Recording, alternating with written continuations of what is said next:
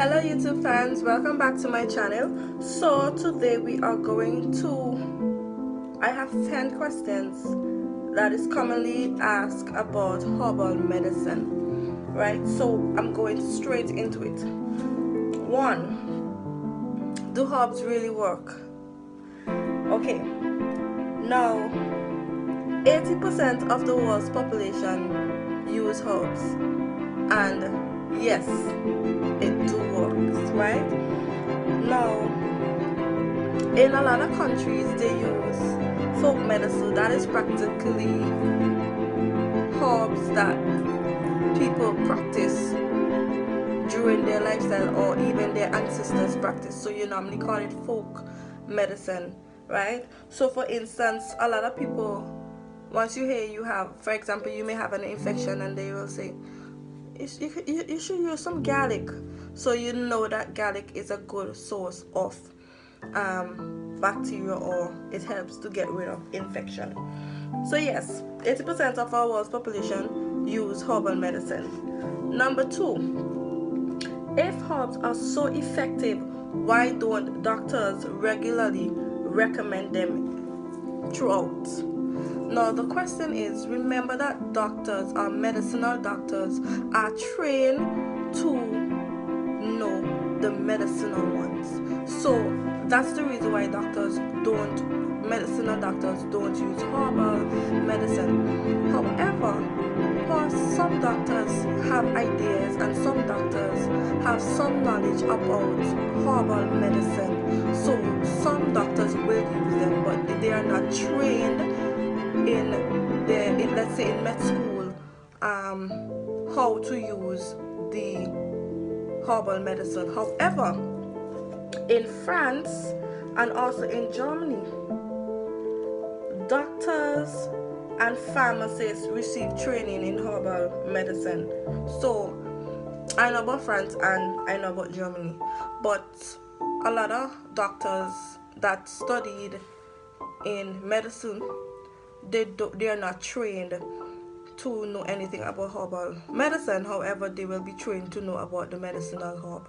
And as I said before, that some doctors will have experience and knowledge about some herbs. Okay, so number 3, why aren't herbs labeled as to what they do and what conditions they treat? Now, herbs were regulated like food by the Food and Drug Administration, and that happened in 1994. So you couldn't have say exactly what the herb do and what it actually do and the treatments for specific conditions. Now they realized that in 1994 they started to be a little bit more reverse, where you could actually see even consumers never used to buy herbs, but they never know exactly what this herb is for, as in they don't have a understanding like what it is. They might have a little bit of idea, but they won't have a full understanding of what it really does. So consumers used to buy and so forth. But later in 1994, they started to reverse what they said about not speaking up about the drug and what it does and what it helps to treat. But sometimes the label still can't tell you anything about treating specific condition as a herb. So they had herbal remedies as something that cannot be mentioned, as in pertaining to the usage and the treatment and so forth. Okay, number 4, where do herbs fit in my healthcare program? So some person may ask, how can I incorporate herbs into my healthcare program? Now, herbal medicines are usually more gentle in their action than prescribed drugs. Herbal medicine has a better effect on the stomach than the prescribed drugs. They are more gentle, right?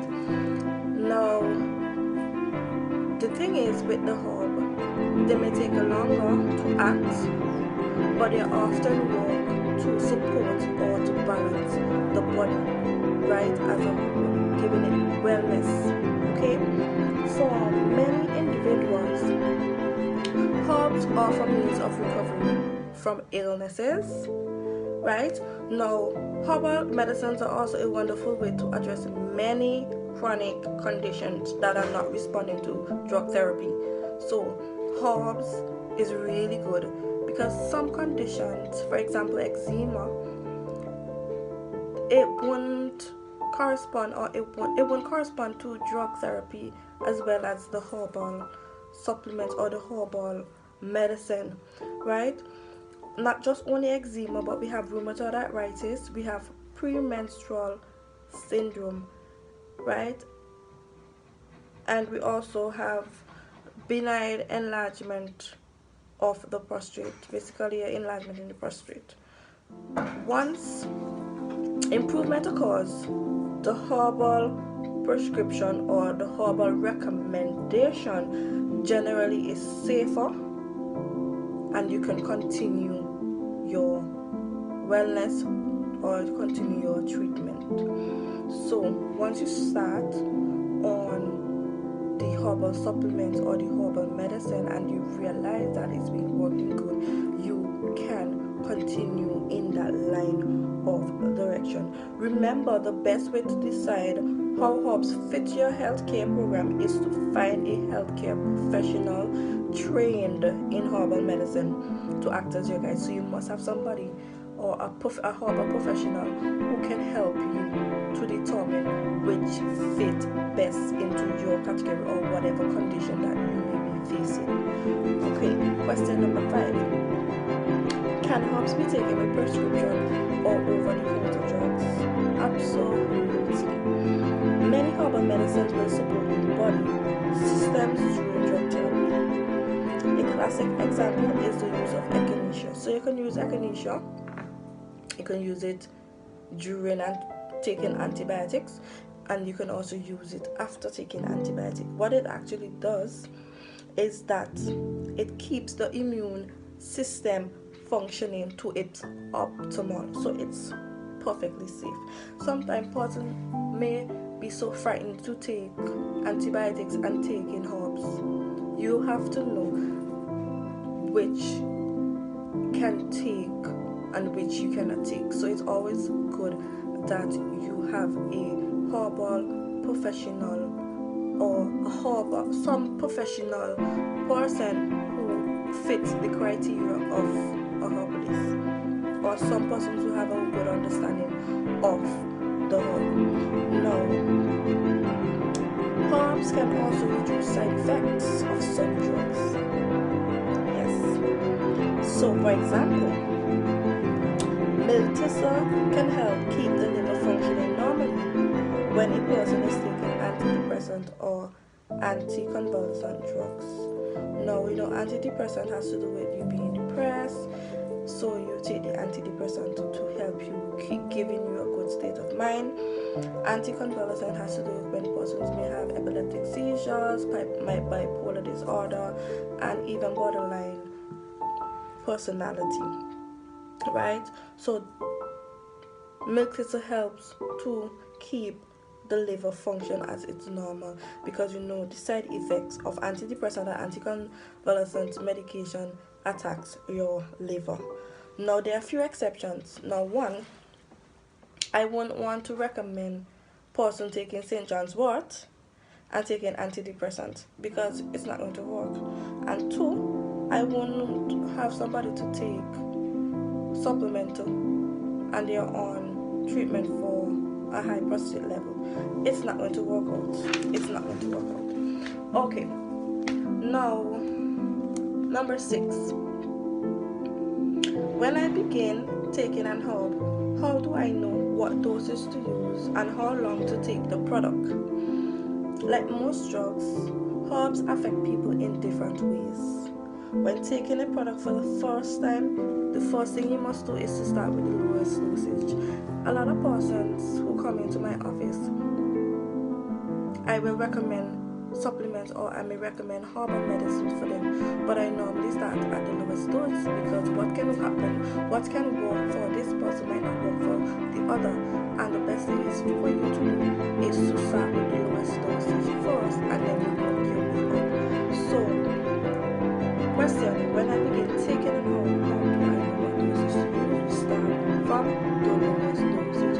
And how long to take the product? You will know how long, or I will know how long you should take this product for, right? So it depends on the individual. Number 7, should I take my herbal supplements at mealtime or between meals?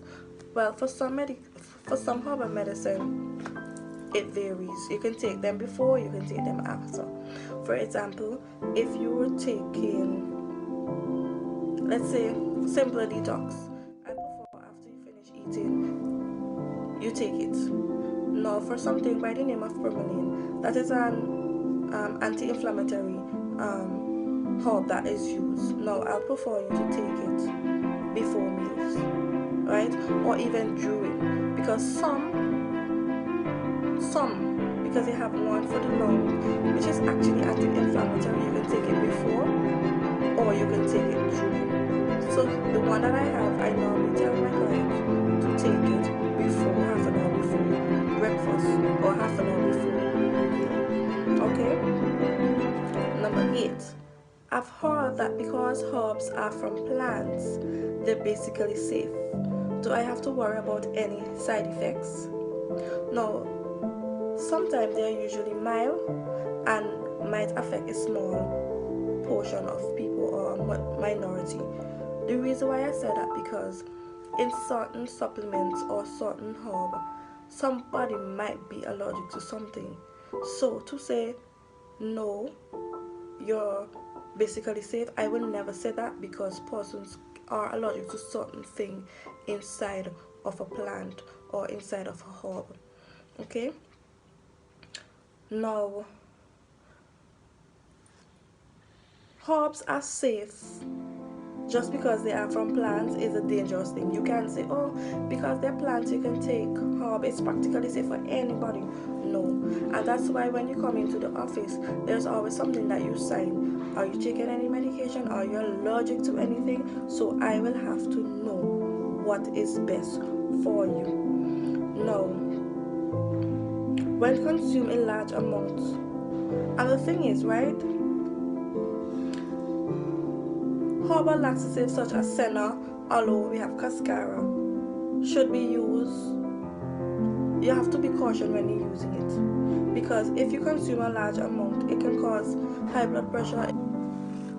Okay, so it's always good that you be cautious of how you're using herbs, because if you overdo it, let's say if you use too much of the cascara or too much of the henna, those are laxative, or they are colon cleanses, and yes, sometimes if you use them too much, you can even become constipated. Right? So it's very important that you do not overuse them. For example, you have the comfrey root, it may cause damage to the liver when consuming large amounts. So as I said, you always have to have some professional or a herbalist that know herbal medicine in order for you to have the qualified or the care that you need. And number 9 question is, can a pregnant or lactating woman take herbal medicine? The answer is yes and also no. Now, for pregnant women or lactating women, if you look on the label for certain medication or certain supplements, certain herbal supplements, you will realize that it will say, do not take if you are pregnant or if you are lactating, right? So you will know. Now, for a person, if you're not sure, it is always advised that you seek medical or professional help pertaining to that.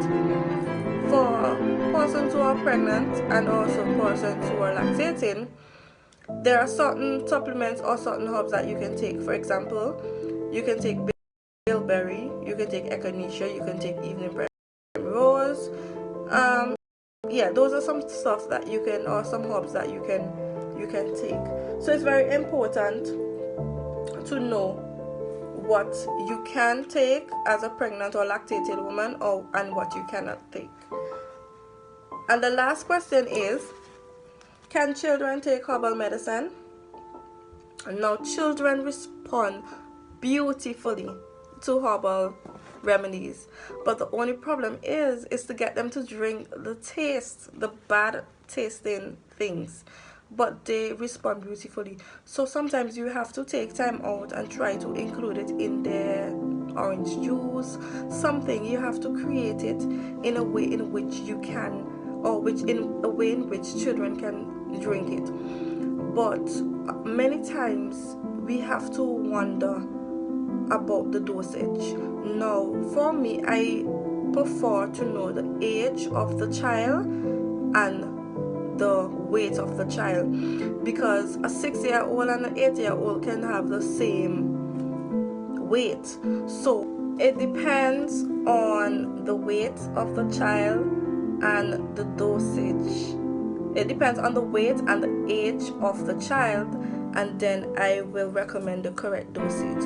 So guys, those are 10 questions that persons normally ask pertaining to herbal medicine. So for persons who were wondering and who were thinking about these questions, your questions are answered, and I know it's been informative. So I hope that you grasp what I was saying and that you will take these in consideration.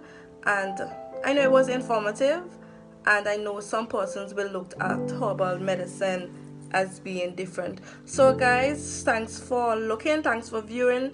Don't forget to comment on my video. I got some reviews, I got some text personally, so don't be afraid to comment on my videos, to subscribe. Don't forget to touch that bell button so you can always get your notifications. So guys, thanks again for looking at my video, and I'll see you next Monday. Take care guys.